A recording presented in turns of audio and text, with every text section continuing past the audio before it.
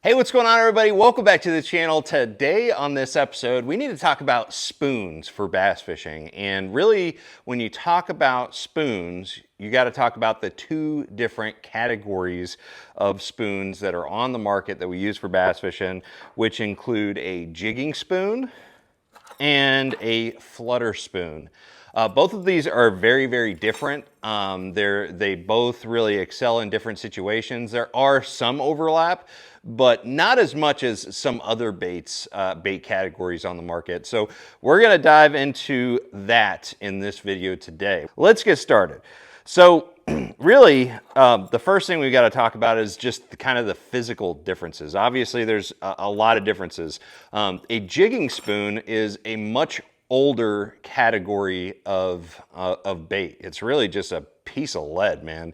And it's actually a category of lure that has been around for a long time, like I said, but it's also used in a lot of different fishing situations. In fact, I use some form of this type of jigging spoon in Alaska for rockfish and halibut, and really the design quality of a jigging spoon is it's generally a piece of lead. It's very compact. This right here is a Hopkins spoon, so I think it's the Hopkins brand, but Hopkins spoon is kind of the well-known jigging spoon. It's in the general shape of a bait fish like a shad. It's usually a lot smaller, but also a lot heavier. So it's more compact and just a little bit more dense overall, and usually poured with lead. The weight ranges, up to real heavy for like deep sea applications, and like 3/4 ounce and some, sizes like that for bass fishing applications.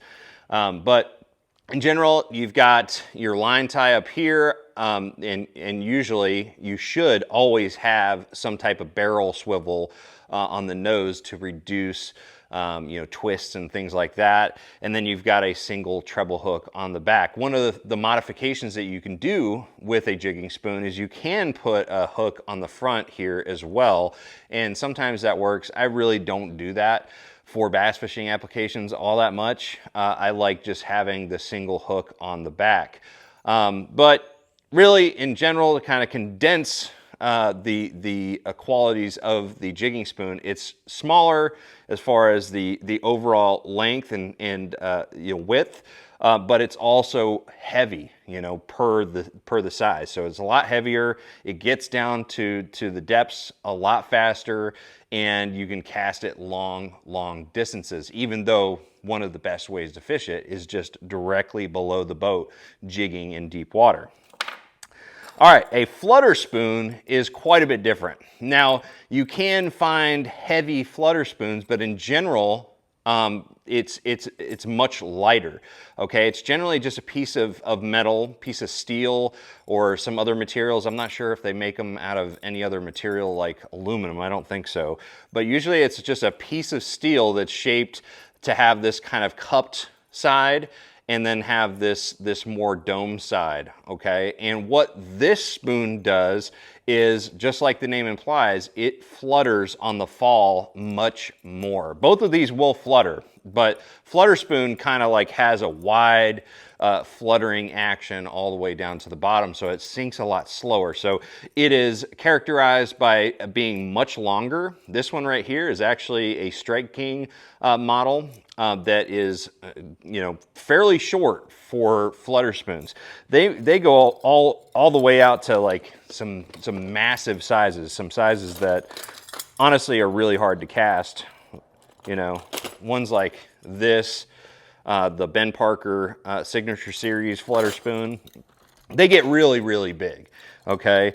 And these are, great for imitating larger bait fish, but it's all about that slower flutter down to the bottom. That's what a flutter spoon is all about. And because of the shape and the overall size of them and how much air that these catch on the cast, they're actually a lot harder to cast, even though you're primarily casting a flutter spoon versus like fishing it below the boat. Like I've never I don't think I've ever caught a fish just dropping a flutter spoon vertically. You can do it, I'm sure somebody does it, but most of the time you're casting to a school of fish with a flutter spoon. And again, just like the jigging spoon, you usually have one big treble hook on the back, and then you have a split ring on the front. Some of these don't come with a barrel swivel on the front, like this one actually does. The Ben Parker comes with this barrel swivel on the front. I always make sure that I attach a barrel swivel to that split ring if there's just a split ring. I think the Strike King one, when you get it out of the package, it just has the split ring, but it's really important to add that barrel swivel, in my opinion. It helps with keeping those fish buttoned up and also just helps with overall tangles, okay? So let's talk about kind of the main differences as far as how you're fishing these two spoons. The jigging spoon is actually one that I really hadn't used for bass fishing until we started filming Sweetwater the first couple of years. So like 2014, 2015, done it in Alaska for many years, especially for rockfish, which actually look like bass and they feed a lot like bass too. But it wasn't until we started going to like Table Rock, you know, filming some of our episodes at Table Rock, staying at Big Cedar, that I started using the flutter spoons. And really the scenarios where I think a flutter spoon works really well is whenever you have bass in deeper water. I'm talking like 30 plus feet of water, and they're feeding on schools of shad. Like you maybe have a little wolf pack of bass that are following schools of shad. That is a perfect scenario to get down to a school of fish and to, you know, just jig this bait, you know, to get a reaction strike out of those fish. So the way we were fishing them when we were filming Sweetwater was we were actually casting them initially. When I first started to get bit on this bait, we were making long casts, letting it flutter down, and then you rip it. And this thing falls really, really fast. It does flutter, you know, on the way down. It does all kinds of different stuff, but it falls a lot faster than a flutter spoon. So it gets down to like 30, 40, 50 feet of water very quickly. And you want to, you know, you can rip it off the bottom, or you can, you know, you can just kind of rip it mid water column. Especially with forward facing sonar nowadays, you can actually follow this bait all the way down to the bottom and know when you're ripping it through a school of shad to get those reaction strikes from the fish that are feeding on those shad. So you can cast this bait, but really once I started fishing a flutter spoon more, I started realizing that the best scenario that you could face really and want to choose this is a more vertical presentation. So like you're in pretty deep water, 40, 50 feet of water, and the fish are, you know, schooling on shad. Getting your boat over top a school of fish that are feeding on shad in deeper water is not a big deal. Like if you're in, you know, 20 or less foot of water, you want to stay off of that school. You don't want to be right on top of them. But in 50 plus feet of water, you can get right over the top of those fish and just drop it down there, and you're just essentially just kind of jigging it, you know, and you're varying the intensity of the, you know, the rips, you know, the pulling the rod tip up and letting it fall. Sometimes they're like really long, but usually, you know, they're kind of like 2 or 3 foot hops is what you're doing with this bait overall. But it's a really good vertical presentation. I think that's where the term jigging spoon comes from, is that you're just essentially jigging it right above those fish. So that's kind of the main situation I like it in. Another situation I think a jigging spoon is really good, and one that not a lot of people talk about, is deep flooded timber. You would think with this exposed treble hook that this would be a very difficult bait to fish through timber, but that was what I thought before I started fishing it. But the beautiful thing about this bait is, yes, it snags on timber quite often, but if you're vertically jigging through timber, it's its own plug knocker because it's very compact and very heavy. This bait will actually 9 times out of 10, maybe even 19 times out of 20, will be able to get unsnagged from timber. Really, the only time that it's really hard to get your bait unsnagged with a jigging spoon is with, when you get stuck on fishing line. down in those trees. But for the most part, like if you get stuck, all you have to do is just do a couple light jiggles and it will completely come unsnagged. So this is a really good bait for fishing flooded timber, out deep vertically. So you can fish it like a flutter spoon, cast it out there and do big rips. But generally a jigging spoon is a vertical presentation or very close, like maybe pitching just, 20 foot from the front of the boat or something like that.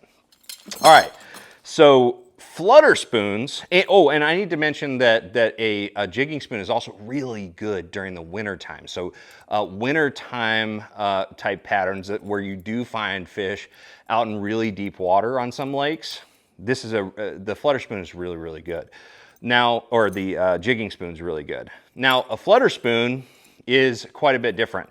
This is a very good presentation during the summertime when fish are schooled up on specific structure and they're waiting for schools of bass to come to you. So like, 25 foot or less is kind of the depth range that I like to throw a flutter spoon, because it does take quite a while to get down to those fish, just because it's catching more water and it's taking its time fluttering all the way down. And so on lakes like Chickamauga or Gunnersville or any of the TVA lakes where you've got fish that are ganging up on these ledges and these specific types of structure, this is a really good bait to get that school fired up. It's actually one of my favorites to start on a school. So when I pull up to a school of fish, I'll make a cast with a flutter spoon first thing, and very often it'll be the biggest fish in the school that eats this bait. And you can, a lot of times I like to start with a smaller one and then go bigger, but there's a lot of times also, and depends on the lake, on Chickamauga, I kind of like the smaller one personally, but a lot of guys like to throw the big one. So really there's no telling which one would be better to throw, in general. You just kind of test it out. But and a lot of people just love throwing the big ones. I actually like throwing the smaller ones, 5 or 6 inch versions, just because I feel like they get more bites in general.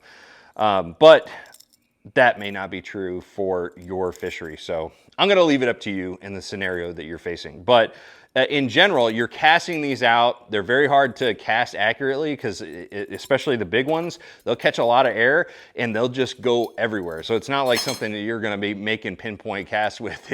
It's going to go all over the place. But a flutter spoon, you're going to be casting it out there as far as you can to where the school is, letting it hit the bottom, and you're going to be using a pretty heavy, long rod. So like 7.6 heavy action rod, maybe even a 7.10 if you're going up to a big one like this.